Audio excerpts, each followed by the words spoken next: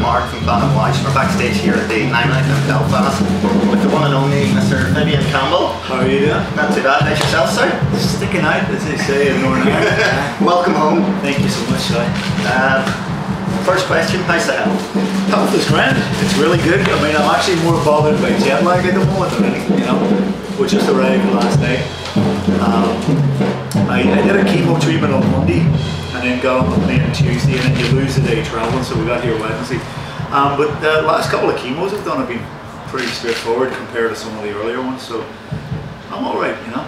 It's okay. It's good to keep busy. Obviously you're here with Blast in May. First time in the UK. First time now you were. I mean, we did a warm-up show in Orange County in Southern California on Saturday night there. That was our first show, so this is only our second gig. Yeah, this is the proper day gig. It is a proper day gig. Why was it important for you to do it in the UK? Well, I think Dio, you know, Dio was pretty popular around the world, but particularly in Europe, I think this kind of music, this genre of music is really strongly held in Northern Europe in particular. So I'd originally talked with our management about doing a comprehensive European tour, and we had a schedule that had us starting in Bulgaria. It was supposed to be in July, and it was mostly festival dates with clubs around the festivals. But that was before I got the cancer diagnosis, so obviously then had to work around the chemo schedule, and the chemo's every 2 weeks. So this is all we ended up being able to do. But it was important to me that we at least start, and we're better to start than the UK, you know, and we're better than Belfast. Well, I actually didn't plan it. I mean, this was just a happy accident that we ended up getting to start in Belfast proper. But I'm very happy about that. Obviously, you know, it's a nice city to start in when it's your hometown. What first gave the spark for the formation of Blast in May? Mostly, I would attribute it to my stint with Thin Lizzy in 2011, because when I was learning how to play guitar, when I was 15, 16, 17, Lizzy were probably the band that I was really learning. I mean, the Live and Dangerous album, I knew it inside out. You know, so you're playing those songs, you're playing Emerald and Rosalie and whatnot, and to be on stage playing those songs with Scott Gorham and Brian Downey was such a thrill for me, and it really kind of brought me back to those teenage years and reconnected the dots for me, and reignited my passion for playing guitar again.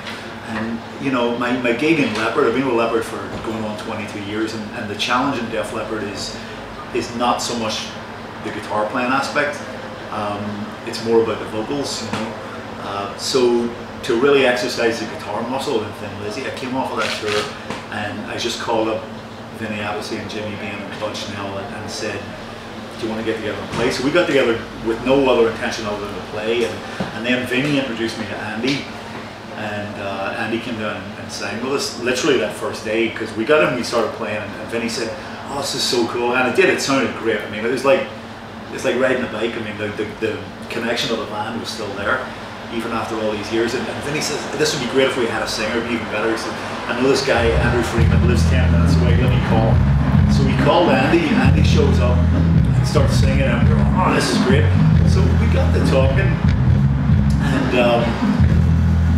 you know, it came up about this band Dio Disciples, you know, and we were thinking, oh, yeah, well, these guys are out doing tours, and they're playing songs that we wrote, the records that we made, you know, why don't we do it? So that's kind of how it started. I mean, it just started out of nothing, out of that jam session one afternoon after I'd done the Lizzy tour. And so here we are, you know, a year or so later.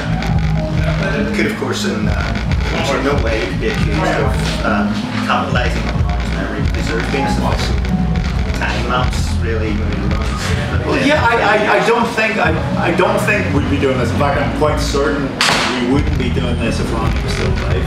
Because if Dio was still operating as an entity, there would be no need to do it. I mean, you know, I'd also like to think if Ronnie was still alive, that maybe we would have joined forces, that maybe the original band would have gotten back together after all these things. Because I also believe, quite honestly, that this is the best lineup the Dio band ever had. I do think that the first albums are the best albums, and nobody knows them better than Vinny and Jimmy and Claude.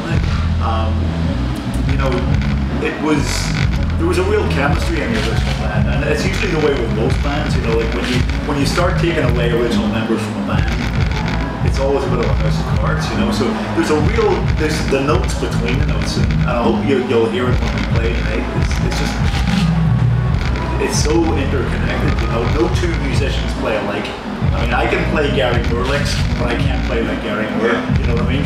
And there's guitar players out there who can play Vivian Campbell licks, but they can't play like Vivian Campbell. So, and Vinny Appice is such a unique drummer that no one drums like Vinny. You know, having Simon Wright or whoever was in the band after Vinny, you know, it's okay. It's a version of, but it's not the same thing. You know, and even something straightforward that you think the bass guitar part. Jimmy Bain is a very unique bass player too. So it's all these unique components when they interact. That's what makes the original sound, and nobody can do it better than the original musicians. So obviously, you know, speaking of original musicians, we don't have Ronnie. Ronnie's unfortunately deceased, but in light of that, I didn't want a singer who sounded like Ronnie because I didn't want that to be the focus. We're not here to try and clone Ronnie. I mean, he was a very unique, very singular singer, and I know that there are guys out there who do sound like him. And a lot of people have been telling me on my Facebook page that I should get so-and-so because he's a ringer for Ronnie. I don't want that. I want the focus to be about the songs and the band, and I just wanted a singer who could really go up there and give it his own spin. And Andrew's been able to do that. I mean, he doesn't have that timbre of voice, that same tonality that Ronnie had, but he has a similar power and a conviction. So.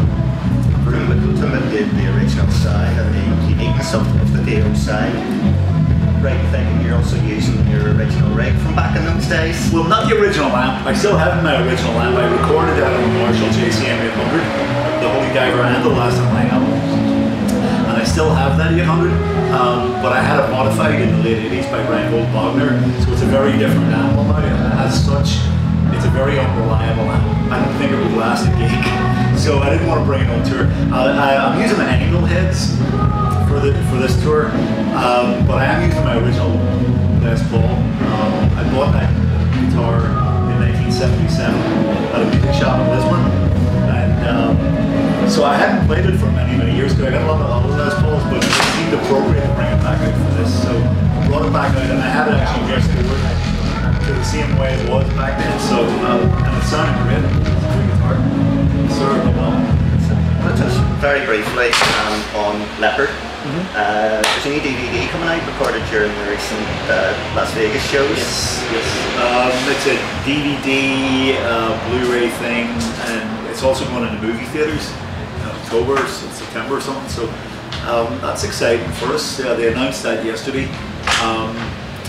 We've never done anything like that before, so it was a good place to do it because we were in the same venue for a month, you know, and they shot that over 2 different nights once we were already in there and kind of comfortable with it. So I haven't actually seen it yet myself. Sure, it'll be interesting. After that, what's new on the Leppard front? We're not going to do anything probably till spring of next year, so it gives me time to do Last in Line. We're so long overdue having new music, and that's a bit of a contentious issue within the band because we can't really, we all agree that we have to do something new, but we can't really agree on what. Like, should it be a whole album, or should it be just a couple of tracks or an EP? Should it be harder rock, or should it be, you know, more commercially stuff? So it's like, you ask anyone in the band, you'll get 5 different answers, you know, but we are focusing on writing new music, and we would like to work with a producer. And people always say, why don't you work with Mutt Lang?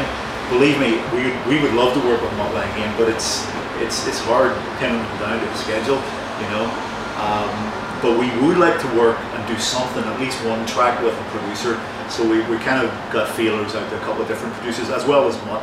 Hopefully it'll be Mutt, you know. If not, hopefully it'll be someone else who can bring something to the table. Right, so great to talk to you, Finn. My pleasure. Good luck with the rest of the tour. Cheers. Looking forward to it. See you later.